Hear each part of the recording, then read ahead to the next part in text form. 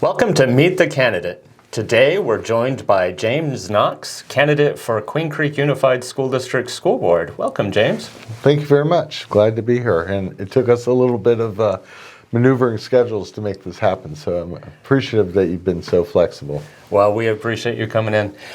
Tell us a little bit about yourself. Where are you from? What do you do? Well, originally raised in Northern California, Bay Area. Don't hold that against me.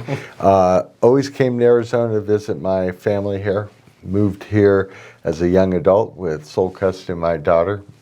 Left around 28 years ago, traveling throughout the U.S., started my own business, been a state legislator, finally found my way back here, which was very, very thankful. Again, I have a lot of family here. Sometimes, you just don't really know what path the Lord's going to lead you on, and sometimes He takes you back, quote unquote, home. I work for Zion's Bank. I'm the IT disaster recovery manager, so I'm responsible for their DR program, business continuity, disaster recovery, resiliency planning. Wow. And how long have you been back in the community? We moved back here 3 years ago. Okay, good. So right during the pandemic, that must have kept you busy. Actually, right before the pandemic, we moved to Arizona. Our house sold right as the pandemic began. Try moving in the middle of a pandemic. It's like, in a big U-Haul truck going across the U.S., and everywhere you stop, it's like, yeah, we're closed.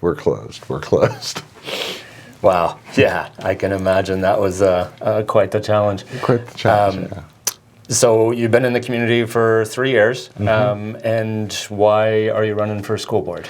Well, I've always been involved in my community wherever I've been. As I said, I've served as a state legislator. I've been on multiple state boards, county boards, wherever I've lived. I've been following in the area since I've been here, not only being a LD 15, was then LD 12, we just changed, precinct committeeman, but where might I be able to serve, and what do I feel like the Lord's telling me where to serve? And it seemed like the school board was a great place, having carried a lot of legislation directly addressing education and funding and watching some of the challenges that we have. I felt like it was kind of my responsibility to serve, and I think I could bring a unique perspective to the board.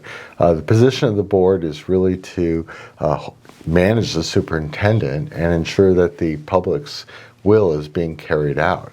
And part of that is setting goals. I just don't see that. I mean, recently, yesterday, the test scores came out across the nation. Though we're close to national average, we've dropped down some. But our district, which brags a lot about being in the 90th percentile for Arizona, which is great for Arizona, but we have 63% scores in math and 57 in reading, which to me is a D- and F. We need our superintendent to have a goal to bring that up and be held accountable, not just for each student, but for the community itself. I mean, we're investing in an education system that's failing. So I really felt like, this is something that I could start serving in a capacity, looking at the financials, having dealt a lot with our budgets within the state, bringing a monumental savings to our budget. I think it was like $4.6 million dollar reduction, historical reduction in the state of Montana. I felt like, I've learned a lot, and looking at, bureaucratic budgets, government budgets, to where it could really look here and have some influence too. So to clarify, the $4.6 million was something that you worked on with the legislature in Montana. Yeah. Okay. And so let's take a look at the test scores first. You mentioned they just came out yesterday, and the shutdown, things like that during the pandemic really had a detrimental effect on quite a few of those grades. Minimalistic according to the numbers. It did drop down. It didn't drop down in private and Catholic schools where they stayed open. So obviously there was an impact to, due to COVID.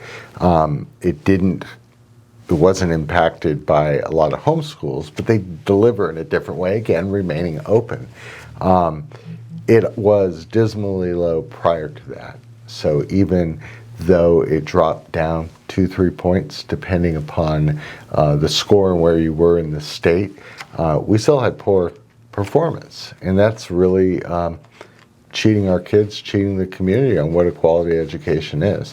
I really believe the more that we focus on all this inclusion and stuff as a more primary focus of education, we're getting away from the core of education. Now, don't get me wrong, bullying, accepting people as people, that's what America's about, is accepting people as people. We've all come here from some lineage, that brought us here, and we've become this big melting pot. But when it comes to education, it's proven that focus on reading, writing, arithmetic, history, unbiased history, there's both good and bad, and critical thinking and sciences are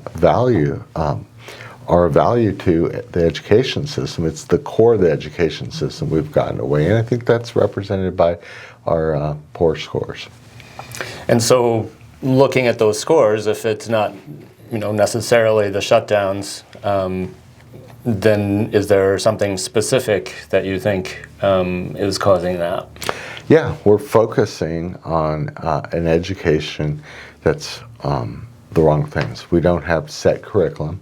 I've heard from many teachers here that, hey, I get to choose whatever I want, which is good and bad depending on the teacher's approach. We have a heavy administration, so there's not a lot of support from what I hear from teachers in the classroom. There's not a focus on discipline in the classroom. They're not able to discipline.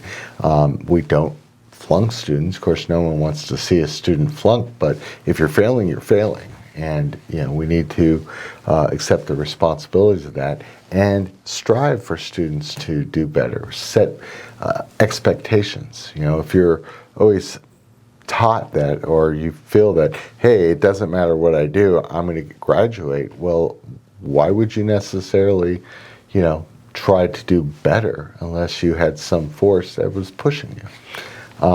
Again, the test scores did drop down during COVID, but you're talking a couple points. You're not talking like it dropped 20 points, So obviously, I think in the delivery method, well, obviously might be a little too general, but the delivery method of education, the change of how it was being delivered, the inconsistency, because teachers were trained on how to teach in a classroom setting, so adapting to a less structured, perhaps Zoom type setting changes things, and there was some reflection in the scores. I mean, I know from my work, I work remote, and I have to go through some very disciplined efforts to be engaged in those meetings. So my entire team, which we're all remote, I'm like cameras on, you send out meetings with a clear agenda, purpose, but you really have to get engaged.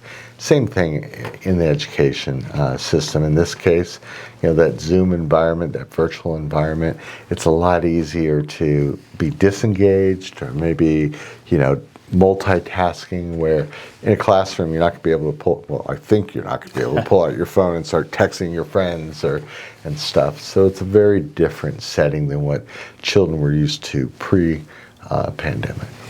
I know in my house, a couple of my kids could do well in that environment. They're self-starters. They got off and went, and I had others that really needed to be in the classroom and have a teacher with them. But changing gears a little bit, the district has experienced tremendous growth. So how do you see the district managing that growth, and what would your position be as a school board member? Well, the growth didn't just happen overnight. So looking back, when I moved here 3 years ago, we were having a problem with being crowded, and it was long before that. So I don't think the overall plan for the district took into account the projected growth. There's some challenges with overcrowding in some classrooms because we're allowed to, or we're driven to have open enrollment from neighboring communities, which adds to the reduction of, or the increase of or pupil to teacher ratios, which adds to the problem. And they're just have not done a good job on planning and saving. Not saying that we have an abundance of money, but we have money. We have also ARS 415741s, which state statute requires the state to fund schools.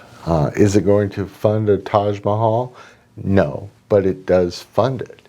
I do think with the new ESA program, there's some things I think the legislature needs to consider, but it may work itself out.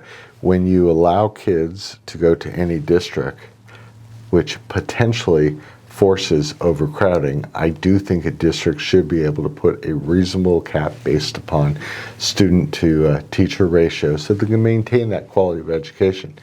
But we also are promoting, as a conservative, free choice. So there's many other options. The ESA program will help that for some students or parents of the students to help make other choices. It should also drive up competition. So Queen Creek hopefully will become more competitive. And maybe other schools will say, hey, I'm losing students to not only Queen Creek School District, but private school, homeschooling, or whatever. We really need to step up our game.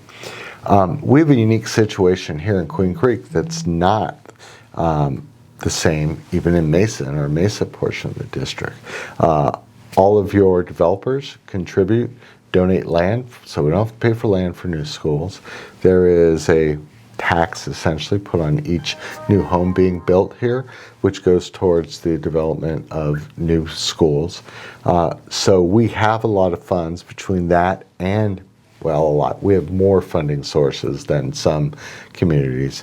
That and the ARS 415741, we have funds for building schools. And if you look at that model breakdown, it's not pittance, that's for sure. For a school district of 1,800 or higher, which we have a few more students than 1,800, numbers, if I recall right, it's $330 per square foot up to 124, 26 square feet per high school student. So if you're building a high school of 1,000 students, that's roughly 42 million. No land, nothing else. And that's just classroom space. Now, we just built Crimson for 1,800 students, so what's that, about 72 million? It's off the top of my head. That's a lot of money for a structure. Again, is it going to build a Taj Mahal? No, but these are schools, and I think we need to become very conscious of what we build, what we're putting into it. We need a safe environment. We need a comfortable environment. We don't need, necessarily, overspending, and so that's a tough choice. We also here have a heavy spending on admin costs. Our admin costs are much higher than neighboring districts and nationally across the board. That's money that could be going into the classroom to support teachers' pay, and additional resources for the classroom. So I think we really need to look at how we're spending it, what those, what our long-term plan is, and how we're going to get there. There's going to be some tough decisions. I often hear Ken sit here and say how fun it is being on the board, and it always strikes me that this really isn't about being fun. It's about representing the public, producing a quality education system, and ensuring that we are doing what's right for our community. And that requires tough decisions, a lot of soul searching as a community, as a board, and putting the right goals upon our superintendent to meet those expectations that the public deserves and wants.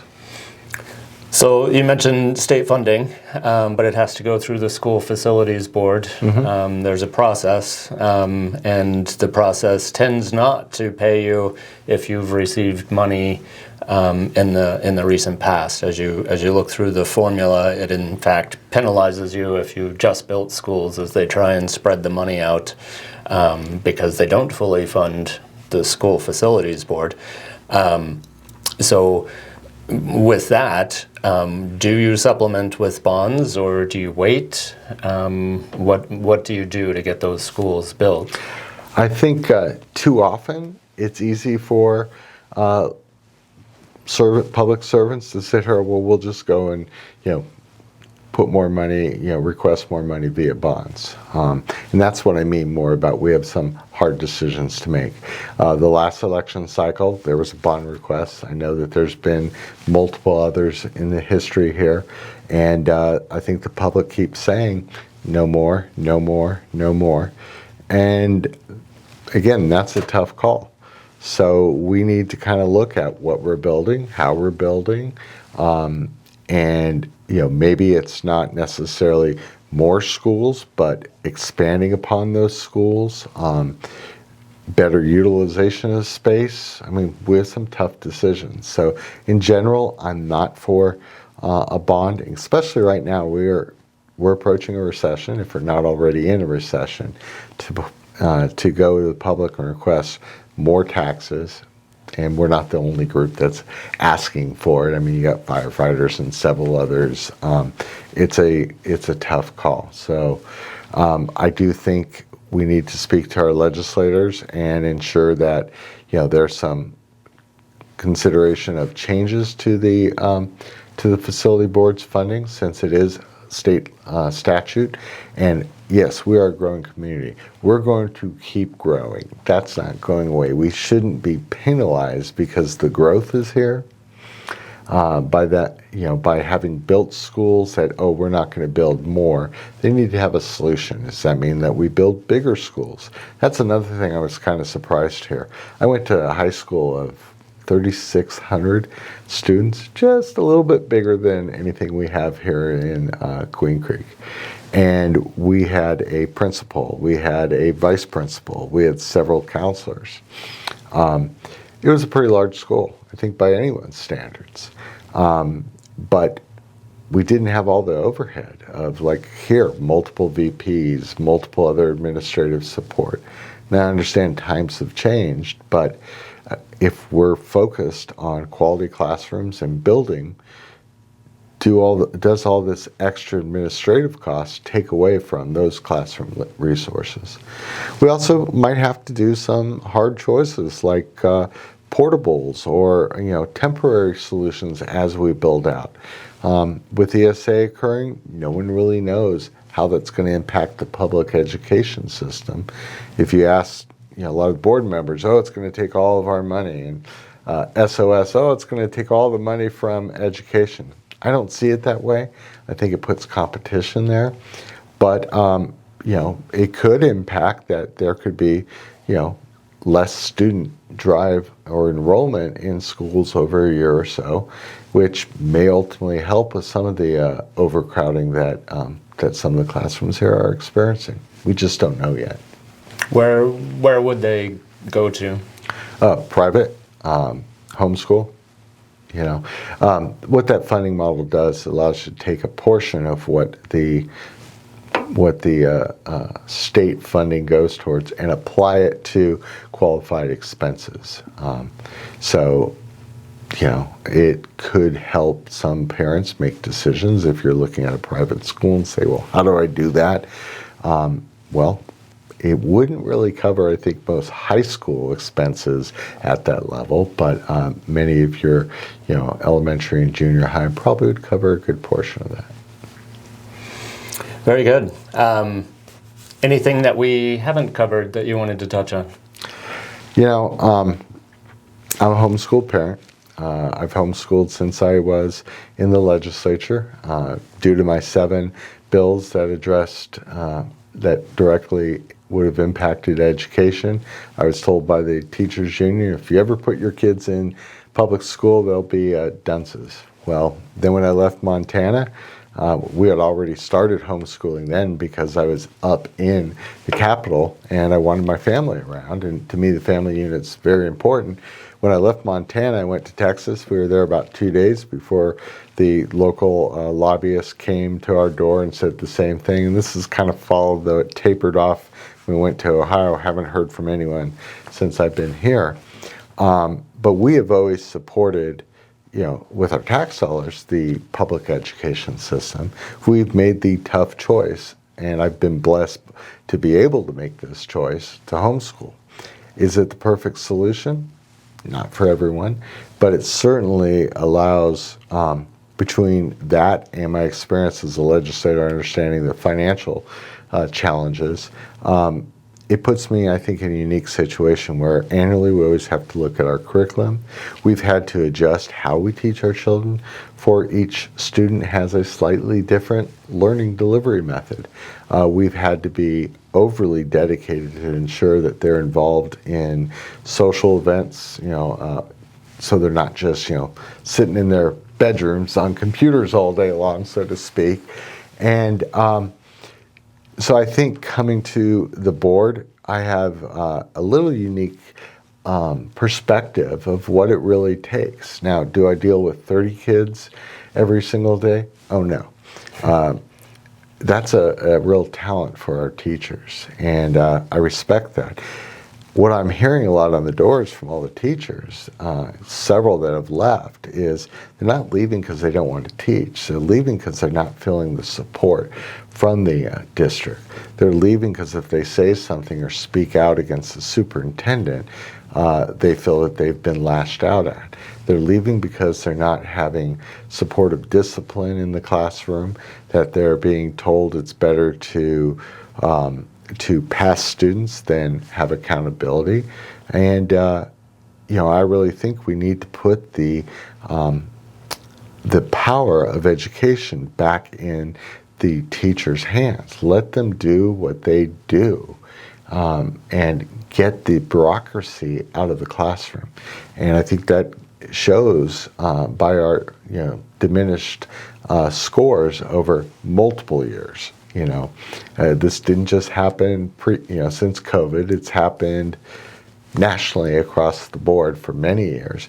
We need to allow teachers to be accountable for the end result, but we need to get out of their way so that they can actually educate, which is what they want to do. That's where their passion's at. So let's help support their passion, and that makes our whole community a win.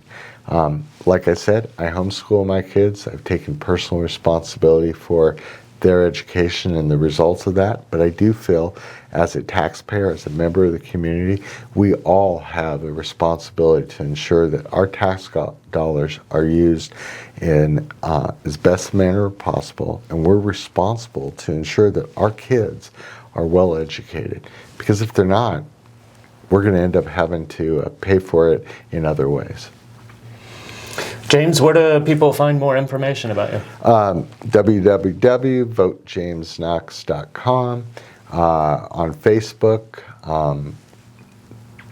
all over the place. Or you can just email me, James at votejamesknox.com, or give me a call, 419-957-4024.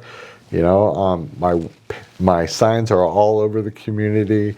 If you missed the contact information, it's there. I try to be very accessible. Been to, close to 10,000 houses throughout the communities. At least that's how many palm cards we've put out. So I've talked to a lot of people, always willing to answer questions. And I want to serve you. I want to be accountable to you. Thanks so much for joining us. Hey, thank you.